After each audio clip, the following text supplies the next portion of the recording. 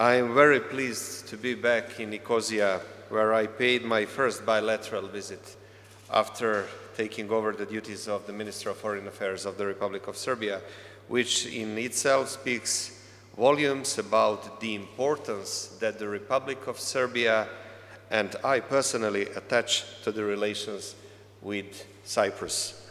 I see our meeting today as yet another demonstration of excellent bilateral relations between our two countries. I expect that my friend Ioannis Kasoulidis will visit Serbia soon and that the planned business forum will be held. So I use this very opportunity to extend the invitation to my dear friend, Minister Kasoulidis, to visit Serbia as soon as possible. In today's talks, we affirmed the relationship of traditional friendship, closeness, and solidarity between our fraternal peoples, and showed our determination to, through further activities, make our relations even better and more substantial in the future. I would like to take this opportunity to send a strong political message that the Republic of Serbia and the Republic of Cyprus are committed to deepening cooperation and expanding dialogue in all areas, as well as to a consistent and principled mutual support to key issues of state and national interest. After we held joint session of the two governments in 2013 and 2018, thus opening a new chapter in the relations and cooperation between our countries, we jointly noted that it is in our mutual interest to hold the third joint session as soon as possible, which we will work on intensively. We managed to preserve the continuity of high-level contacts even in difficult circumstances such as COVID-19 pandemic is, and thereby further strengthening the dialogue between Serbia and Cyprus.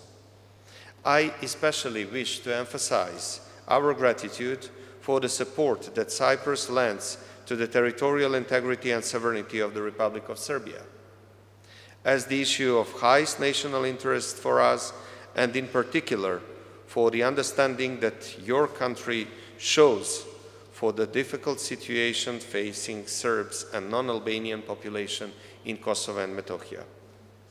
In today's talks, we also discussed the efforts that Serbia is making in order to reach a compromise and thus a sustainable, lasting solution to the issue of Kosovo and Metohija.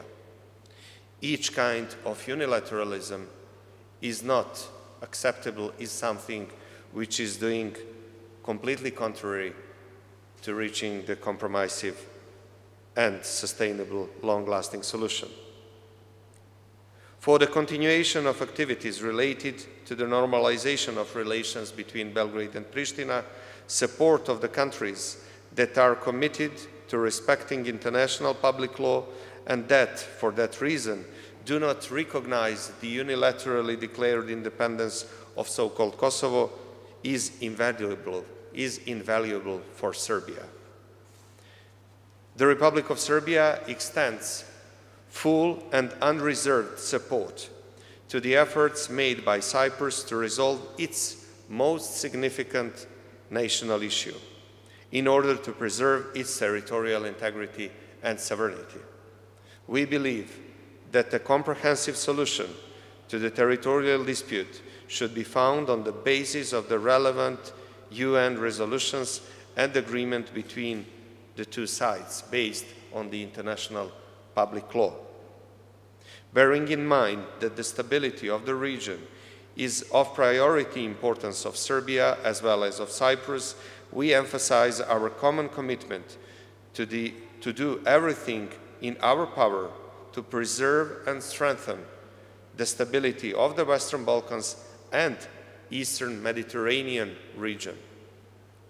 I take this opportunity to reaffirm again our position regarding all the rights based on the international public law of the Republic of Cyprus on exploring and exploiting its exclusive economic zone in Eastern Mediterranean, as we have already made the clear position over the Varosha issue, which has to belong to its owners.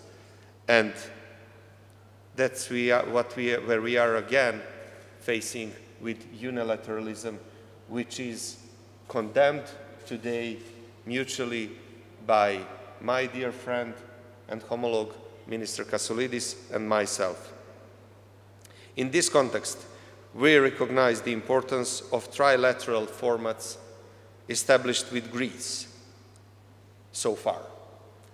We hope that after the first successful meeting in Belgrade on the 5th of April 2021, the next meeting in this format will be held soon in Thessaloniki. Furthermore, with the aim of bringing our peoples closer together, Serbia and Cyprus also endeavor to connect through the representatives of their diasporas. In this regard, we are glad that the agreement on the secondment of a Serbian diplomat to the Embassy of the Republic of Serbia in Nicosia has been finalized, who will be in constant communication with the Diaspora Commissariat of the Republic of Cyprus for the purpose of training and transferring the knowledge and experience of the Cypriot side.